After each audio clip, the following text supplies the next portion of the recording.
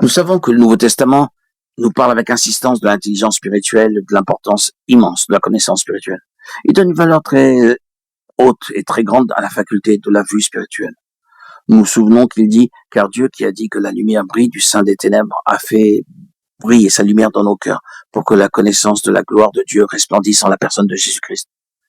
Mais nous portons ce trésor dans des vases de terre afin qu'une puissance si grande soit attribuée à Dieu et non pas à nous. 2 Corinthiens 4, 6, 7. Avons-nous remarqué ce qui entoure cette déclaration merveilleuse? Elle est liée à Moïse qui monta sur la montagne où était Dieu, reçut la loi de la bouche de Dieu, redescendit ensuite de la montagne sans savoir que son visage brillait.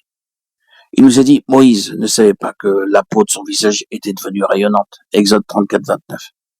Mais le peuple le vit et il ne pouvait pas le regarder. La lumière était trop forte et les Israélites ne pouvaient regarder le visage de Moïse. Moïse mit donc un voile sur son visage et il cacha la gloire de Dieu derrière son voile.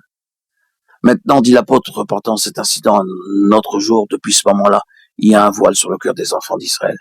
Ils sont incapables de voir la gloire de Dieu. Mais quand ils se convertiront au Seigneur, ce voile sera ôté. Or, le Seigneur est l'Esprit, et là où est l'Esprit du Seigneur, là est la liberté. 2 Corinthiens 3, 16, 17. Lorsque le Saint-Esprit fait resplendir Christ dans une vie, là est la liberté. La vie est libérée. Oui, il est merveilleux de voir simplement quelque chose du Seigneur par le Saint-Esprit. Ce que nous avons dit est une déclaration de faits. Lorsque les faits ont été dits, nous ne sommes qu'au commencement de cette vie de liberté. Nous ne serons jamais libérés par une déclaration de faits. On peut l'exprimer des faits durant des années, cela ne fera aucune différence. Cela doit être vu par celui qui n'est pas encore né de nouveau, mais ce qui doit être vrai au commencement de notre vie chrétienne, c'est ce qui est arrivé à cet homme qui était né aveugle. Il faudra que nous puissions dire exactement, je sais une chose, c'est que j'étais aveugle, que maintenant je vois. Jean 9, 5.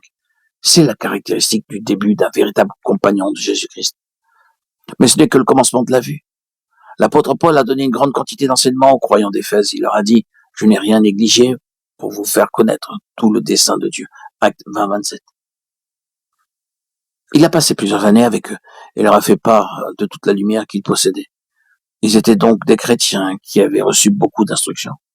Après cela, Paul alla en prison et de là, il leur écrivit une lettre dans laquelle il leur dit, faisant mention de vous dans nos prières, je prie le Dieu de notre Seigneur Jésus-Christ, le Père de gloire, de vous accorder un esprit de sagesse et de révélation qui vous apprenne à le connaître et d'illuminer les yeux de votre cœur. Éphésiens 1, 16, 18.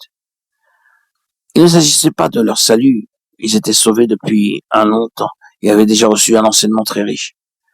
Ils avaient déjà suivi un long chemin avec le Seigneur. Et Paul, cependant, fait encore monter à Dieu cette prière pour eux. Il dit en effet, tout ce que vous avez reçu et tout ce que je vous ai donné n'est rien en comparaison de ce que vous avez encore à voir dans le Seigneur Jésus. Et tout ce dont vous avez besoin, c'est que vos yeux soient ouverts. Vous avez besoin de l'esprit de sagesse et de révélation. Oh, combien cela est important.